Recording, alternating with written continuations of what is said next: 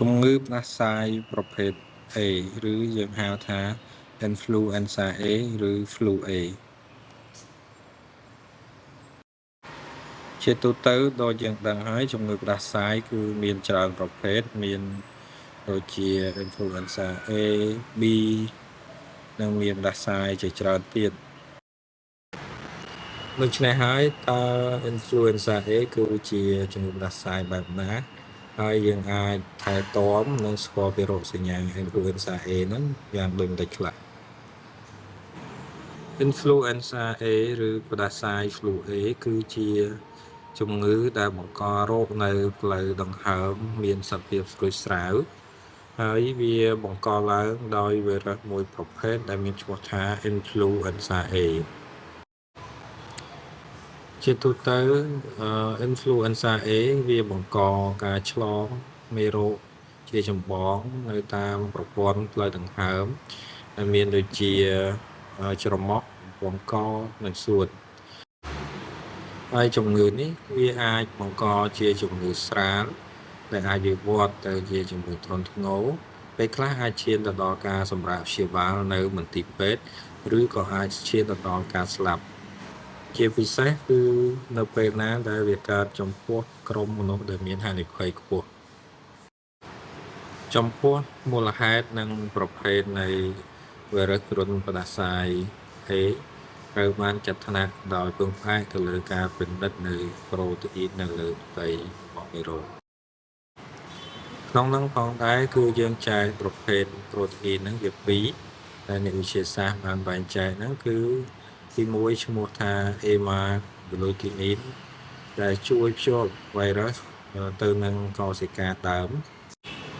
ទី2គឺវីរុសដែលមានឈ្មោះថា Neuraminidase ដែលជួយបញ្ចេញនៅភាគល្អិតរបស់វីរុសថ្មីឬយើងហៅថា New Viral Particle ហ្នឹងចេញពីកោសិកាដែលបានឆ្លងមេរោគចំណុចសំខាន់បន្ទាប់គឺរោគសញ្ញានៃ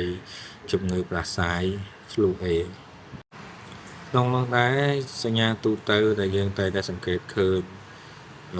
ទៅលើប្រជាជនឬមួយបងប្អូនដែលកើតជំងឺនោះគឺមានអាចមានជាការមានដូចជាការក្តៅខ្លួនការឈឺក្បាលនិងអស់កម្លាំងរហិតរហ័យចំពោះប្រព័ន្ធផ្លូវដង្ហើមគឺអាចមានជាក្អកស្ងួតមានការឈឺនៅបំពង់កហើយក៏អាចមានជាការកណ្ដាស់ផងដែរនៅប្រព័ន្ធផ្លូវអាហារគឺអាចមានជាការអួតចង្អោរជាពិសេសគឺកើតចំពោះក្មេងៗចំពោះនៅសញ្ញានៅសាច់ដុំគឺហើយមានការឈឺនៅរាងកាយហើយនឹងឈឺនៅតាមសន្លាក់ផ្សេងៗជាពិសេសគឺនៅសន្លាក់ជើងជំងឺផ្ដាសាយប្រភេទ A ហ្នឹងគឺវាអាចសង្ងំនៅក្នុងខ្លួនរបស់យើងចន្លោះពេលពី1ទៅ4ថ្ងៃក្នុងពេលចេញរោគសញ្ញាបន្ទាប់មកជំងឺនេះនឹងអាចនឹងឈឺក្នុងចន្លោះពេលពី5ទៅ7ថ្ងៃទៀតឬក៏អាចលើសហ្នឹងឬអាស្រ័យទៅលើប្រព័ន្ធការពាររាងកាយរបស់យើង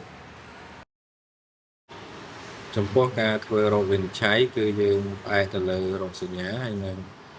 បរិបទនៃការផ្ទុកជំងឺផ្ដាសាយផងដែរចំពោះការតេស្តនៅ Laboratory ឬទីពិសោធន៍ហ្នឹងគឺយើងអាចតេស្តដោយការធ្វើ Rapid Influenza Diagnostic Test ហ្នឹងតែវាអាចផ្ដល់លទ្ធផលឲ្យយើងបានលឿនហើយយើងអាចចំណាយពេលត្រឹមតែ15នាទីមួយទៀតគឺយើងអាចធ្វើ PCR តេស្ត PCR ហ្នឹងដែលជា gold standard មួយសម្រាប់យើង identify វិជ្ជាថាជាជំងឺផ្ដាសាយប្រភេទ A ហើយវិធីសាស្ត្រមួយទៀតគឺការធ្វើ culture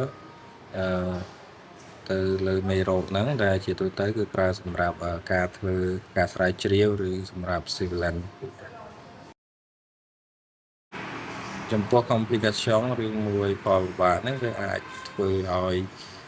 វិវត្តទៅដល់ការរលាកសួតដោយវីរុសឬមួយបាក់តេរី មួយទៀតគឺអាចធ្វើឲ្យរលាកនៅរន្ធច្រមុះនិងអាចរលាកនៅត្រចៀកអាចបណ្ដាលឲ្យមានបញ្ហាជំងឺហឺតនិងជំងឺសួតរ៉ាំរ៉ៃនៅប្រព័ន្ធបេះដូងអាចធ្វើឲ្យមានការរលាកនៅសាច់ដុំបេះដូងហើយចំពោះការរលាកស្រោមខួរក៏អាចកើតមានដែរប៉ុន្តែក្នុងករណីកម្រយើងមិនសូវជាជួបញឹកញាប់នោះទេចំពោះក្រុមដែលមានហានិភ័យខ្ពស់ដែលយើងបានលើកឡើងពីខាងដើមហ្នឹងគឺមានទី1កុមារដែលមានអាយុក្រោម5ឆ្នាំបន្ទាប់មកគឺអ្នកដែលមានវ័យចាស់លើសពីអាយុ65ឆ្នាំឡើងហើយបន្ទាប់មកទៀតគឺស្ត្រីដែលមានផ្ទៃពោះហើយចំពោះក្រុមមនុស្សដែលមានជំងឺប្រចាំកាយរ៉ាំរ៉ៃដូចជាជំងឺបេះដូងជំងឺសួតជំងឺទៀតឬក៏អ្នកដែលមានបញ្ហាធ្វើទៅដល់ផ្អែមហ្នឹងក៏មានហានិភ័យខ្ពស់ភាគរយខ្ពស់ដូច្នេះហើយការពារគឺជាវិធីសាស្ត្រដ៏ល្អបំផុតដើម្បីជៀសវាងជំងឺផ្ដាសាយដែលអាចឆ្លងពីមួយអ្នកទៅមួយអ្នកហើយវិធីសាស្ត្រការពារដ៏ល្អហ្នឹងគឺយើងអាចចាក់វ៉ាក់សាំងការពារជំងឺផ្ដាសាយ influenza ហ្នឹងរៀងរាល់ឆ្នាំតែវិធីនេះគឺមានប្រសិទ្ធភាពខ្ពស់នៅក្នុងការការពារពីការចម្លងជំងឺផ្ដាសាយហើយវិធីសាស្ត្រទី2គឺជាវិធីសាស្ត្រមួយដែលយើងមិនចាំបាច់ចំណាយថវិកាច្រើនទេគឺការដែលយើងមានអនាម័យល្អគឺមួយយើងហៅថារស់នៅស្អាតណាទី1គឺការលាងដៃជាប្រចាំពិសេសគឺមុនពេលការលាងដៃមុនពេលបរិភោគអាហារនិងក្រោយពេលបរិភោគក្រោយពេលការប៉ះពាល់ផ្ទាល់ទៅលើអ្នកដែលមានជំងឺផ្ដាសាយឬមួយការប្រលាក់នៅខាងក្រៅអញ្ចឹងតបមកគឺការពាក់ម៉ាស់ឬ